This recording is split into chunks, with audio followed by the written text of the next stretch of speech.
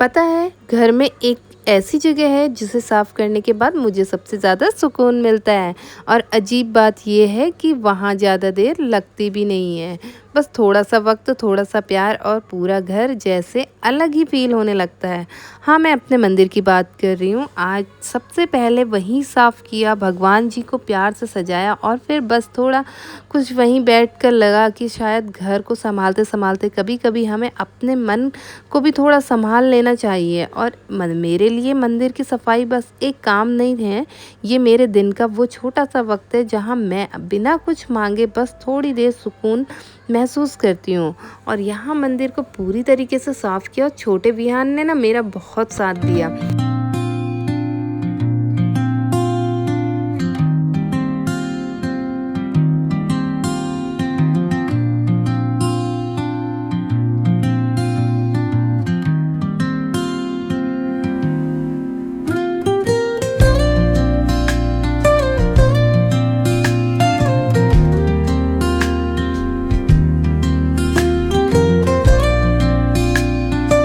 और फिर लगा कि जब सफाई कर ही रही हूँ तो दीवारों को भी साथ में साफ कर लेती हूँ, क्योंकि यहाँ पे मॉइस्चर की वजह से जितनी भी धूल है वो दीवारों में चिपक जाती है। और पूरी दीवारें जब अच्छे से साफ कर ली ना, तो आप यकीन नहीं मानेंगे कि इतना ज़्यादा साफ हो गया था कि पूछो ही मत। और उसके बाद से फिर से पूरे मंदिर की अच्छे से क्लीनिंग करी। दीवारों की सफाई करते करते काफ़ी टाइम लग रहा था, क्योंकि कोने कोने में भी धूल जमा हो जाती है। लेकिन सच कहूँ तो आज दोनों बच्चों ने मेरी बहुत हेल्प करी।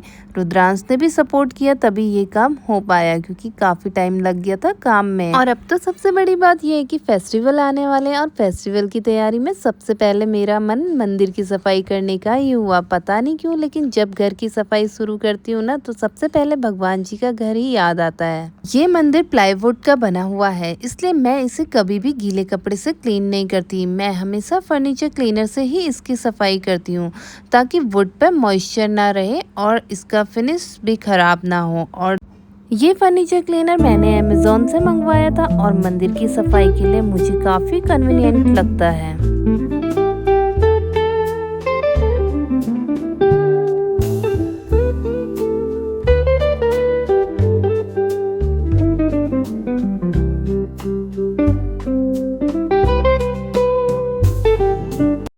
और मंदिर की सफाई में मैंने एक और चीज़ नोटिस की है। सामने से तो सब क्लीन दिखता है, लेकिन असली धूल अक्सर कॉर्नर्स, एजेस और छोटी छोटी डिटेलिंग में जमा होती है। इसलिए फेस्टिवल से पहले मैं सिर्फ सामने का पोर्शन क्लीन करके नहीं छोड़ती, धीरे धीरे हर कॉर्नर को चेक करती हूँ। और इस तरीके से ही मैंने पूरे ड्रॉर्स भी चेक किए, सब कुछ क्लीन किया। और यहाँ पे ये जो आसन मैं लेके आई थी, मैंने अपनी लोकल मार्केट से लिया है और ये आप यकीन नहीं मानेंगे, ये इतना अच्छा निकला है कि इसमें कोई भी दाग नहीं लगता। जैसे मंदिर में हमेशा अक्सर दिया जलाने में या कुछ भी करने में ऑयल गिर जाता है या ऑयली हाथ लग जाते हैं, बट इस कपड़े में कभी भी नहीं रहता। धोने के बाद ये तुरंत वैसा ही हो जाता है, नया जैसा। और यहाँ पे विहान और रुद्रांश ने भी बहुत सपोर्ट किया। और यहाँ पे मैंने लंच बनाया था, बट मैंने बिल्कुल सादा बनाया था, तो इन्होंने मेरी यहाँ पे हेल्प करी कि इन्होंने लहसुन और प्याज काट के उसमें तड़का लगा दिया था। और उसके बाद से यहाँ पे बच्चों ने भी बहुत अच्छे से सपोर्ट किया। और फिर मैंने यहाँ पे कुछ जो धार्मिक किताबें मेरे पास थी, उनको मैंने अच्छे से साफ़ कर लिया। काफ़ी टाइम हो गया था कि किताबें साफ़ नहीं करी थी। वैसे मैं अक्सर इन किताबों को भी साफ़ करके रखती हूँ।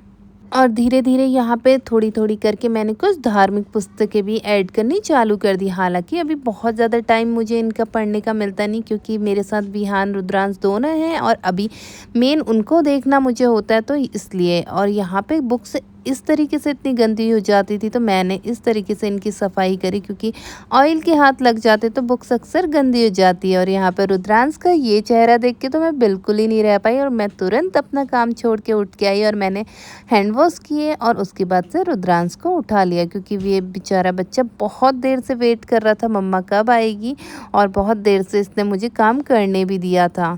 और उसके बाद थोड़ी देर मैंने रुद्रांश को लेके बैठी और इसको पैम्पर किया, तो ये थोड़ा खुश फ्रेश हो गया था। उसके बाद अपनी थकान भी थोड़ी मिटाई और फिर लंच किया और उसके बाद से दोबारा काम में लग गई थी। दिखने के लिए तो काम छोटा दिखता है मंदिर का, पर जब करो ना छोटी-छोटी सारी चीज़ें निकलती हैं तो फिर उनको भी समेटना होता है। अब उनको भी सब चीज़ों को छोड़ नहीं सकते। साथ-साथ में रूम इतना फैल जाता है कि पूछो मत। बाकी अब ये लोग तो रेस्ट करने चले गए थे, रुद्रांश सो गया था और ये भी सो गए थे, तो विहान और मैं उठे थे और विहान को मैंने बोला कि चलो मम्मा की थोड़ी-थोड़ी हेल्प करो, अब घर को भी पूरा समेट देते हैं क्योंकि मंदिर तो हो गया था पूरा। और यहाँ पे विहान और मैंने फटाफट से पूरा रूम क्लीन किया। बट विहान को टॉयज़ रखने को बोला तो उसने वही काम पूरा नहीं किया, तो फाइनली लास्ट में सारा काम मुझे ही करना पड़ा।